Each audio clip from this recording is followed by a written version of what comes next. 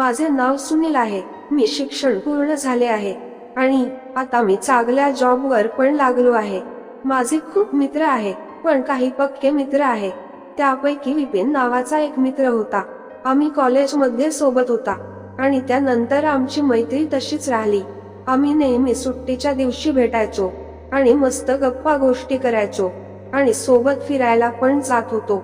सुनीलच्या घरी त्याचे आई, बाबा आणि तो असे तिघेच राहायचे. त्याचे आई बाबा म्हातारे होते.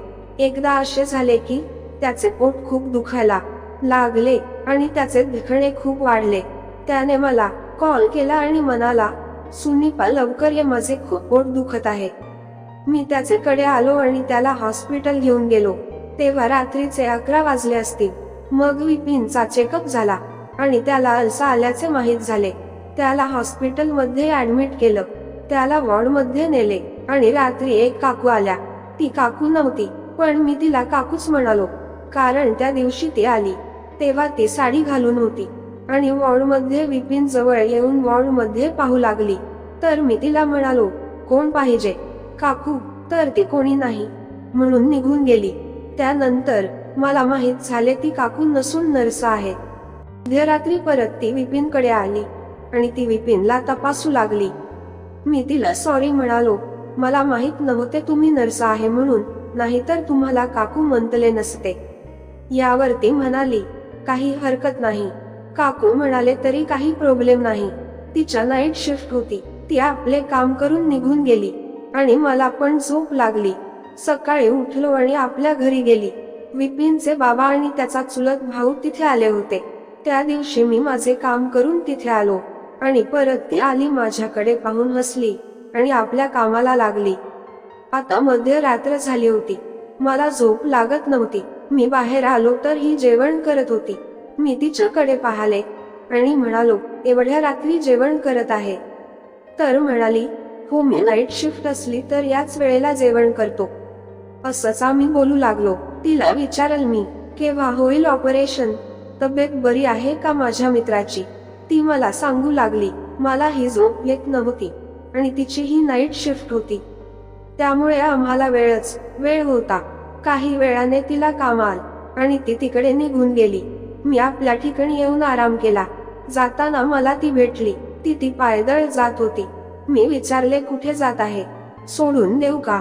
तर ती नाही बोलली, पण मी चला सोडून देतो. तर ती तयार झाली. गाडीवर बसल्यावर तिने ऍड्रेस सांगितला, पण दुसरं काही बोलली नाही. तिला मी तिच्या ठिकाणी सोडले आणि आपल्या घरी आलो. त्या दिवशी रात्री मला दिसल्याबरोबर ती हसली आणि म्हणाली, झालं जेवण? मी म्हणालो, तुम्हाला तर खूप वेळ आहे. त्या रात्री पण आम्ही खूप गप्पा गोष्टी केल्या, पण आम्ही कमी दिवसातच मित्र झालो.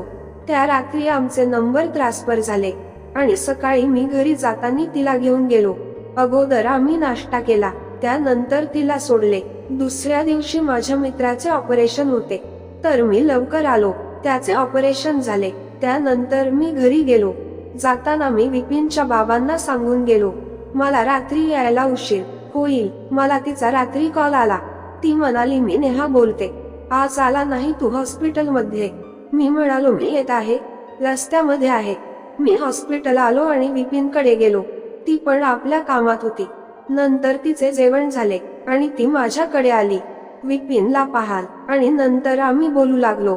त्या दिवशी आम्ही खूप वेळ बोललो आणि एकमेकांना सर्व शेअर करू लागलो. काही दिवसातच आमचे मन जुळले होते, पण आपल्या मनातल बोलत कोणी नव्हते. मी तिला म्हणालो, मी तुला उद्या कॉल करीन. तर ती हो म्हणाली.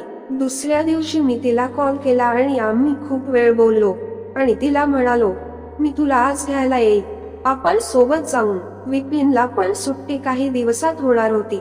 मी त्या रात्री नाराज बसून होतो, कारण मला कमी वेळात तिची सवय झाली होती. मला तिच्या सोबत बोलायला आवडू लागले होते. ती आली, माझ्याकडे पाहिले, पण मी काहीच बोललो नाही आणि तिच्याकडे बघितले पण नाही. ती म्हणाली, काय झाले तुला? का बर तुझा चेहरा उतरला दिसतो? मी म्हणालो, आता लवकरच विपिनला सुट्टी होत आहे. तर ती म्हणाली, तर काय झाले? तुला तर खुशी व्हायला पाहिजे, तुझा मित्र बरा होत आहे. पण मी म्हणालो, हो मला खुशी आहे, पण दुःख या गोष्टीचं आहे, मी आपले भेटणे होणार नाही. तर ती हसली आणि म्हणाली, मी आहे तरी कोण तुझी? तर मी तिच्याकडे बघून म्हणालो, काय म्हणाली तू? तर ती माझ्याकडे बघत म्हणाली, मस्करी करत होती. मला पण हाच विचार आला, कारण आपण खूप कमी वेळात जवळ आलो आहे. आपली जवळीकता वाढली आहे. माहित आहे मला, पण त्या रात्री तर आम्ही खूप वेळ बोलतच राहिलो आणि असं वाटत होते जणू ही रात्री अजून जास्त असावी. त्यानंतर आमचे कॉल, मेसेजवर बोलणे सुरू असायचे. असेच आमचे 2 वर्ष सुरू राहिले आणि आम्ही 2 वर्षांनंतर आम्ही लग्न केले. आता आम्हाला एक गोड मुलगी आहे आणि आमचा खूप सुंदर सुखी संसार सुरू आहे.